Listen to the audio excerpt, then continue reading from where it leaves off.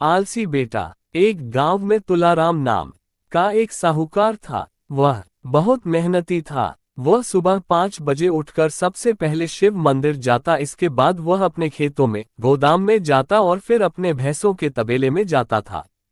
उसकी मेहनत के कारण उनका काम अच्छा चल रहा था, जिससे वह और ज्यादा अमीर हो गए थे।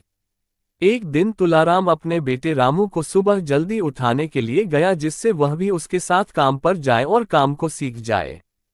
लेकिन वह आलस्य के कारण नहीं उठा, जिसके बाद तुलाराम चला गया। तुलाराम इसी तरह उसको जब भी रामू को उठाने के लिए जाता था, तब वह कुछ न कुछ बहाना बनाकर फिर से सो जाता था।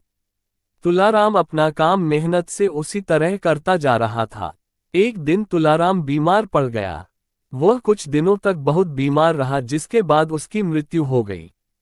तुलाराम के मरने के बाद भी उसका बेटा पहले की ही तरह लेट तक सोता था। उसकी इस आदत के कारण धीरे धीरे व्यापार में घाटा होने लगा और जो तुलाराम ने कमाया था वह सब चला गया। ये सब देखकर तुलाराम की बीवी ने रामू को बुलाया और कहा कि हमारे व्यापार में बहुत घाटा हो रहा है। इसको सही करने के लिए तुम कुछ करो। रामू अपनी माँ से बोला, मुझे व्यापार नहीं आता, इसमें मैं क्या कर सकता हूँ। रामू की माँ बोली, दूसरे गांव में तुम्हारे नाना रहते हैं, तुम उनके पास जाओ और उनसे कुछ व्यापार की बातें सीखो।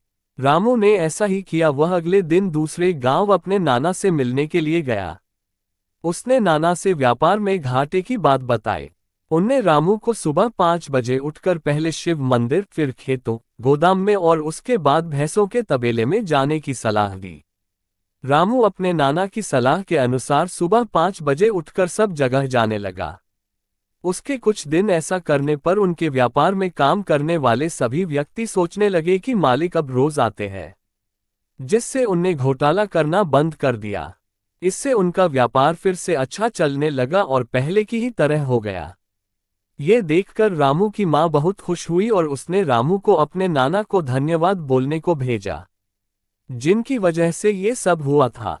रामू अपने नाना को धन्यवाद बोलने के लिए उनके घर गया। उसके नाना ने रामू को बोला, तुम पहले आलस करते था, जिससे व्यापार में घाटा हुआ था। अब तुमने आलस करना बंद कर दिया, जिससे तुम्हारा व्यापार फिर से चलने लगा। अब रामू को ये बात समझ आ चुकी थी। हमें कभी भी आलस नहीं करना चाहिए। आलस करने से नुकसान होता है, जिस तरह रामू को पहले इससे नुकसान उठाना पड़ा।